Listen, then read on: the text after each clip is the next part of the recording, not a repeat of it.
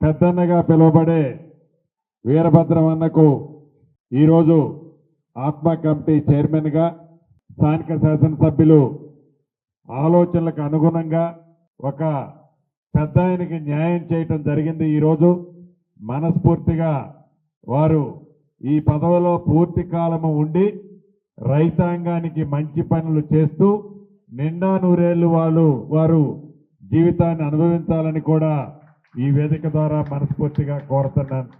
మీకు తెలియదు కాదు, మీ అందరి కష్ట ఫలితంతో వచ్చిన ఈ ప్రజా ప్రభుత్వం గౌరవ ముఖ్యమంత్రి రేవంత్ రెడ్డి గారి నాయకత్వంలో ఏ పేదవాడికి ఇబ్బంది కలగొద్దని, ప్రతి పేదవాడికి బుధమ తట్టి అండగా ఉండాలని, ఎన్నికల ముందు ఇచ్చిన ప్రతి హామీని పేదవాడి గుమ్మానికి పంపాలని ముఖ్యమంత్రి గారు కానీ, కేబినెట్ మంత్రులమైన మేము కానీ, అధికారులు కానీ నిత్యము తప్పిస్తూ ఇచ్చిన ప్రతి మాటని పేదవాడికి అందించే దాంట్లో బాధ్యతాయుతంగా ఈ ప్రభుత్వం ఈనాడు పనిచేస్తున్న సంగతి మీకు తెలియంది కాదు.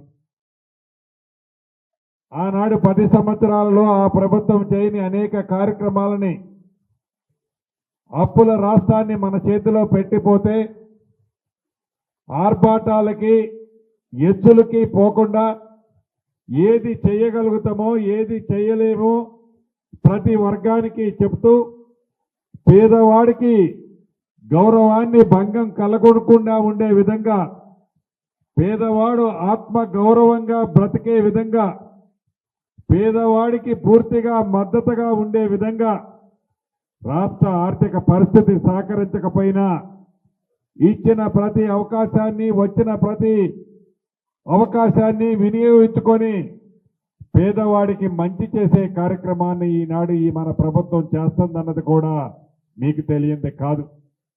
దాంట్లో భాగమే 200 యూనిట్ల ఉచిత కరెంటు, చాలా మంది ఆడబిడ్డలకు 500కే గ్యాస్ వద్దు, ఇంకా అర్హులైన వాళ్ళు కొంతమంది ఉన్నారు, వాళ్ళకు కూడా ఇచ్చే కార్యక్రమం.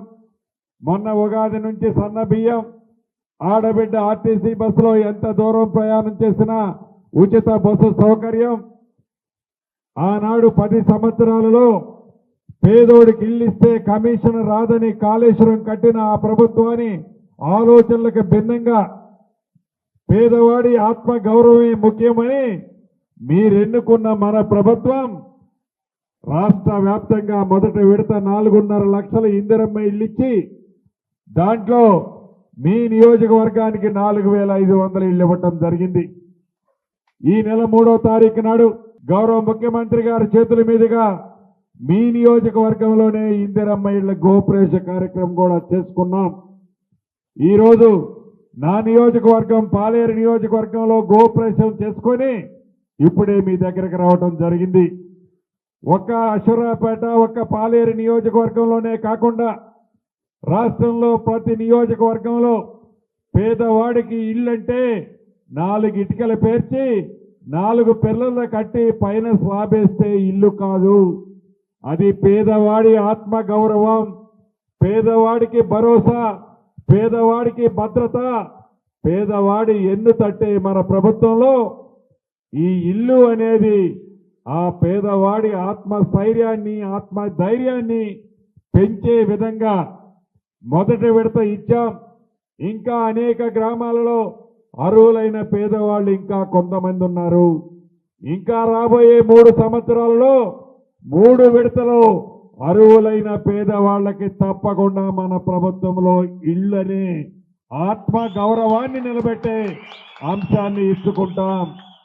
ఇల్లు ఇవ్వటమే కాదు, ఏదో కాగితం ఇచ్చాం, నాకు ఇల్లు వచ్చింది, ఇంట్లో ఉన్న ఆస్తులన్నీ అమ్మి ఇల్లు కట్టిన డబ్బులు రాని రోజులు మనం చూసాం. ఇప్పుడు అలా కాదు. మీరు ఫౌండేషన్ కడితే ₹1,00,000 సోమవారం నాడు మీ ఖాతాలో జమ అవుతాయి. స్లాబ్ లెవెల్ కడితే మరొక 1,00,000 మళ్ళీ సోమవారం నాడు మీ ఖాతాలో జమ అవుతాయి. స్లాబ్ వేస్తే 2 లక్షలు జమ అవుతాయి. ఇందిరమ్మ ఇంట్లో గోప్రవేశం అయిన తర్వాత మిగిలిన ₹1,00,000 మీ ఖాతాలో జమ అవుతాయి. అంటే పేదవాడికి ఎక్కడా ఇబ్బంది కలగొద్దు, పేదవాడికి ఇచ్చిన మాట నిలబెట్టుకోవాలి, పేదవాడు ఎక్కడా తలదించుకొని ఇంకొక ఆసామి దగ్గర పోయి డబ్బులు అడగొద్దు. అతని ఆత్మ గౌరవాన్ని చిహ్నంగా ఇచ్చే ఈ ఇందిరమ్మ ఇళ్ల విషయంలో ఎక్కడా డబ్బులు ఇళ్ళకి ఇబ్బంది లేకుండా ఇవ్వాలని గౌరవ ముఖ్యమంత్రి గారి ఆలోచనలకు అనుగుణంగా ఈనాడు ఇందిరమ్మ ఇల్లు కార్యక్రమాన్ని అద్భుతంగా చేసుకుంటున్నాం. ఇది ఒకసారి చేసి అయిపోయింది అని గత ప్రభుత్వం లాగా చెప్పే ప్రభుత్వం కాదు. ఇది నిరంతరము ప్రక్రియ. మీకు తెలియంది కాదు, 10 సంవత్సరాల్లో రేషన్ కార్డు ఇలా మన ప్రభుత్వం వచ్చిన తర్వాత మొన్ననే ఇచ్చుకున్నాం. సుమారు 11 లక్షల రేషన్ కార్డులు కొత్తవి రాష్ట్ర వ్యాప్తంగా ఇచ్చుకున్నాం. సుమారు 7 లక్షల మంది పాత కార్డులలో వీళ్ళ పేర్లు చేర్చుకున్నాం. ఇలా అనేక కార్యక్రమాలు రాష్ట్ర ఆర్థిక పరిస్థితి సహకరించకపోయినా పేదవాడిని ఎక్కడ తలదించుకోకుండా ఉండే విధంగా ఈ ప్రభుత్వం వెనకుండి నడిపించాలన్నదే మా అందరి ఆలోచనని మనస్ఫూర్తిగా మీకు తెలియజేసుకుంటూ, ఇప్పటికే గంటన్నర లేట్ వచ్చాను. పెద్దలు శుంకర వీరభద్రం గారికి, వారి టీము 24 మంది సభ్యులకి మరొక్కసారి నా పక్షాన, ఆదినారాయణ గారి పక్షాన, ముఖ్యమంత్రి గారి పక్షాన, మిగిలిన అందరు మంత్రుల పక్షాన అభినందనలు, కృతజ్ఞతలు తెలియజేసుకుంటూ, వారు నిండా నూరేళ్లు చల్లగా ఉండాలని మనస్ఫూర్తిగా కోరుకుంటూ, రాబోయే రోజుల్లో గతంలో ఏ రకంగా అయితే మీరు దీవించారో, ఆశీర్వదించారో, ప్రేమించి ఆశీర్వదించారో, రాబోయే రోజుల్లో ఇందిరమ్మ ప్రభుత్వాన్ని ఏ సందర్భం వచ్చినా మీరు ఆశీర్వదించాలని, దీవించాలని, ఆశీస్సులు ఉండాలని మనస్ఫూర్తిగా మీ అందరి దగ్గర కోరుకుంటూ మీ అందరి దగ్గర సెలవు తీసుకుంటున్నాను.